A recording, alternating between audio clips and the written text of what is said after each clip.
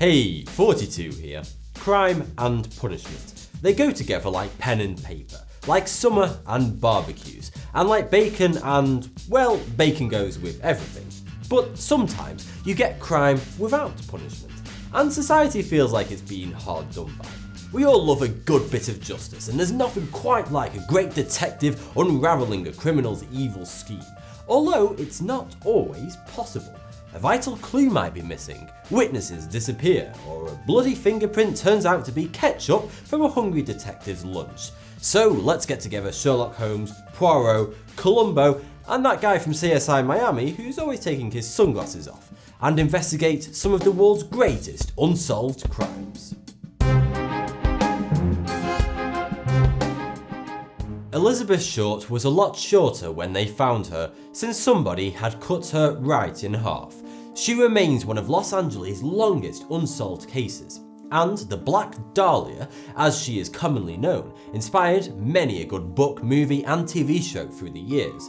The nickname is likely linked to the 1946 film The Blue Dahlia, a crime thriller written by one of the greatest detective novelists of all time, Raymond Chandler. Elizabeth had a difficult life before her ugly death.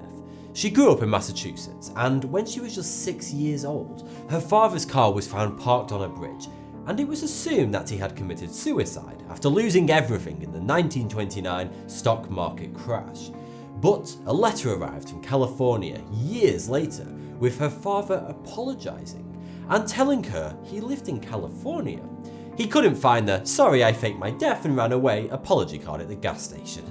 Elizabeth eventually moved to join her father in California, and they lived together in LA for a while.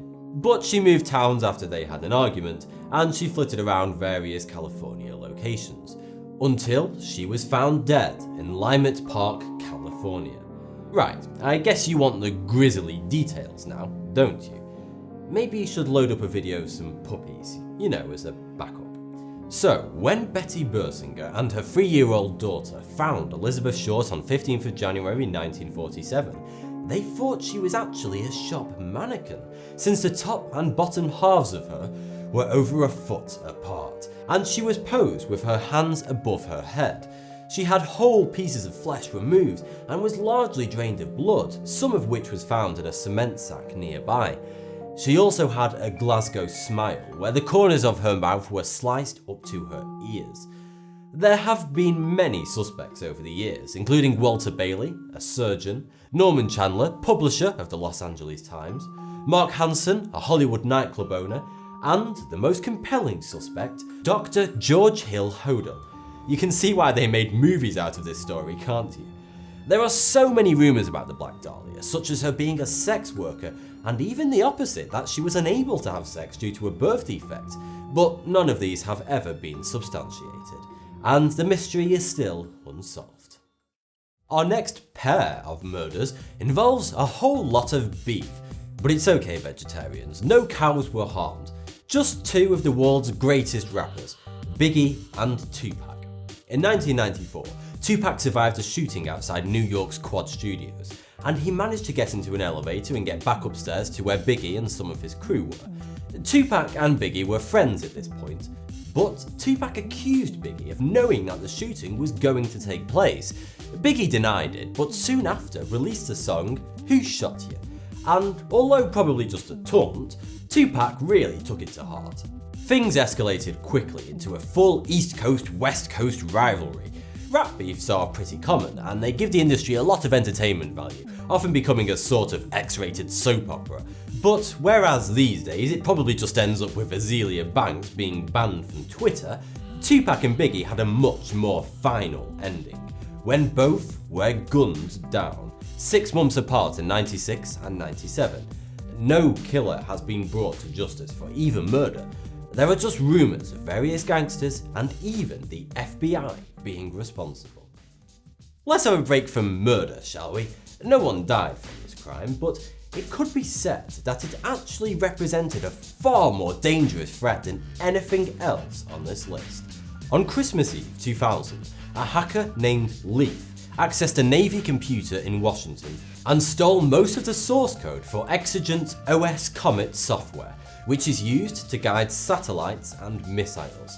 Some geeks have a very weird idea of what makes a good present, just what is wrong with reindeer print socks.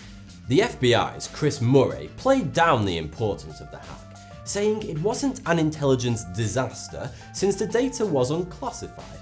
But it's still pretty worrying that you could potentially have some 13-year-old kid sitting on classified military information.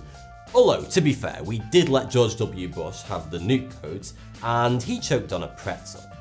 Leaf's identity has never been discovered. The hack was traced back to the University of Kaiserslautern in Germany, but then the trail went dead.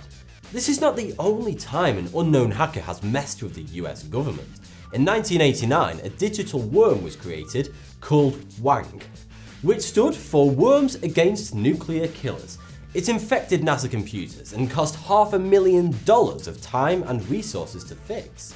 Computers infected with the virus were beautifully presented with a message on screen that said, "Your computer has been officially wanked." It's rumoured that one of the hackers could have been WikiLeaks founder Julian Assange. A heist now, one of the biggest unsolved hauls in history. On February 25, 2005, men disguised in KLM uniforms, that's the major Dutch airline, tricked their way out onto the tarmac of Amsterdam's airport Schiphol. They had a stolen KLM cargo vehicle, and they managed to stop an armoured truck which was transporting uncut diamonds. They took the diamonds at gunpoint, although no shots were fired, and then they made off. The truck was found abandoned, but the identities of the robbers remains a mystery. It's hard to estimate how much their haul was worth, since the diamonds were uncut and the cutting determines a lot of their value. But it's thought to have been well over $100 million, so not too bad for an afternoon's work. It's been noted that this heist bears a lot of similarities to the 2013 one in Antwerp, where men in security uniforms driving the vehicles of Belgian security forces raced out onto the runway and took 120 boxes full of diamonds that were being loaded onto a plane bound for Zurich. In both cases, no guns were fired. They knew the exact time and location of the diamonds, and the diamonds were uncut, which also makes them harder to track. This one was only a haul of a meager $50 million though. Hardly seems worth the bother, doesn't it? If there is one man you don't want to mess with, it's Vladimir Putin. He runs one of the world's most powerful countries, and he rides on a horse without his shirt on. He's the manliest of men. But Alexander Litvinenko decided it would be a good idea to poke the angry bear, and rather than ripping him in half, the great bear knocked him off with a sneaky bit of radioactive poisoning. This is all conjecture, of course. Alexander Litvinenko was a former Russian FSB officer who ended up living in London. The Russian FSB are the successors of the infamous KGB. He left Russia under controversial circumstances, having been investigated when he publicly accused his superiors of ordering the assassination of Russian tycoon Boris Berezovsky. Berezovsky had been a friend of Putin's from the early 90s, but their relationship deteriorated soon after Putin left his position as head of the FSB and became president in 2000. Litvinenko was acquitted twice in 1999 and 2000, and subsequently fled to London, where he worked with British intelligence and wrote 2 books accusing the FSB of some shady behaviour, which helped Putin claim power. On the 1st of November 2006, he fell ill and was hospitalised, quickly diagnosed as being poisoned by radioactive polonium-210, which is one of the most toxic substances known to mankind. Obviously, access to the substance is strictly controlled, and there's also the small fact that you need access to a nuclear reactor to actually obtain it. So if you do happen to be at a business meeting with 2 other Russians and drink tea containing a lethal dose of polonium-210, just like Litvinenko did, then it's probably not an accident. He died on the 23rd of November. A British investigation pointed to Andrei Lugovoy, a Russian government agent, but nothing could be proven since Russia refused to extradite him, so the case remains open. The only thing we know for sure is if a Russian man offers you a glowing sandwich, politely tell him you're not hungry. Okay, let's play a quick game of odd one out. Which one of these sounds like something you shouldn't find at the beach? Crabs, sand, seagulls, disembodied human feet, ice cream. If you said ice cream, then you had a very depressing childhood. Along the coast of the Salish Sea in British Columbia, Canada, some 20 human feet have been found on the shore in the past 10 years. Almost all have been right feet. Also, almost all of the washed up feet were wearing running shoes. What's happening then? A serial killer? Fussy sharks? A really strong ankle-high current? Well, a body can remain in the water for up to 3 decades, and feet can easily become detached through natural decomposition. So the feet could have just washed up from bodies of people who had drowned at sea. But why British Columbia specifically? Nowhere else in the world have feet washed up on beaches in one location with such frequency. Does British Columbia have its very own Dexter-style murderer on the loose? One of the biggest problems in identifying the source of the lost limbs is that the feet themselves become difficult to analyse, since they produce a lot of adipocere. Adipocere is known as corpse wax, and it's an organic substance produced by bacteria during the decomposition of body fat. It causes difficulties in forensics because it's very temperature dependent, so unless you know the exact environment the body was in during decomposition, it makes age estimation very difficult. Some of the feet are from people believed to have committed suicide. There is also a case of a missing fisherman in the area. It's been suggested that some of them could have come from the 2004 Asian tsunami, which would match some of the running shoes production locations and the direction of the currents. Or perhaps it's all the work of one serial killer who has a grave dislike for those blasted runners who keep treading up his front yard every morning. He did warn them. There's a surprisingly large crime industry around our next topic.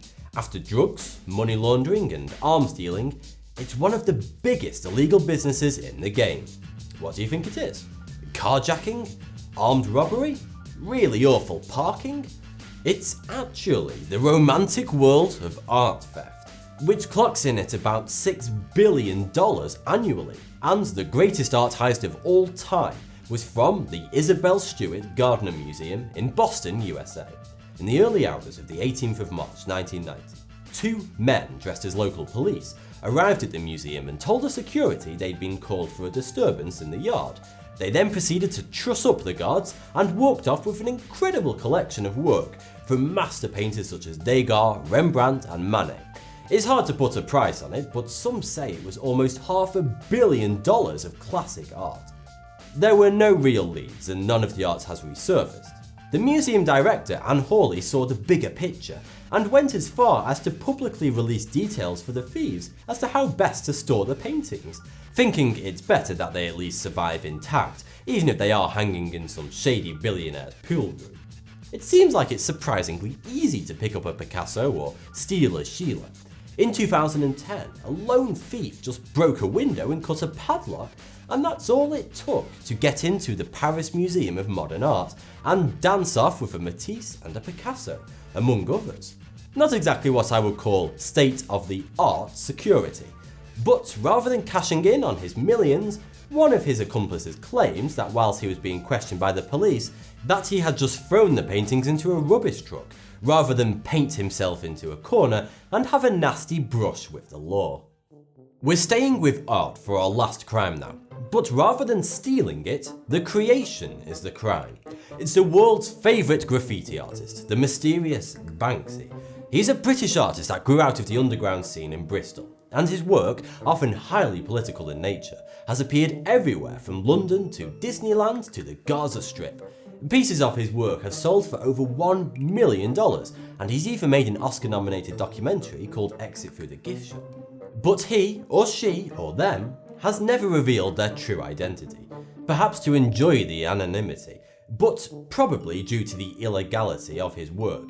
It's not just graffiti, since he's also done things like produce fake British banknotes with Princess Diana replacing the Queen and Banksy of England written on them. He's also messed with Paris Hilton's album launch in 2006 by switching out her CDs and replacing them with his own remix versions, including tracks like Why Am I Famous, What Have I Done, and What Am I For? A UK newspaper, the Mail on Sunday, claims to have proven that Banksy is actually a man called Robin Gunningham, using geographic profiling to match his locations with his activities, a process normally reserved for serious crimes and tracking viral outbreaks. So maybe the writing is on the wall for his anonymity. But until he's caught red-handed, the mystery of this world-famous criminal/artist will remain. I'd like to thank Squarespace for supporting me on this video, which helps me to make better content. Do you want to make a super slick site without knowing all the technical jargon? Well, Squarespace makes it super easy with their intuitive tools. You can make professionally designed sites super quick, regardless of your experience, and you don't need to write a single line of code. They'll even give you a free domain name if you sign up for a year. Click the link in the description to start your free trial today at squarespace.com/40. Make sure you use the offer code 40 for 10% off your first purchase. Thanks for the view, subscribe for more. 42. Just outside of Munich lies a sleepy village called Fuggerei, where the rent for a whole year is just under €1. Meet the most audacious granddads this side of a Sunday roast. The so-called Grandpa Gang pulled off the largest burglary in English history.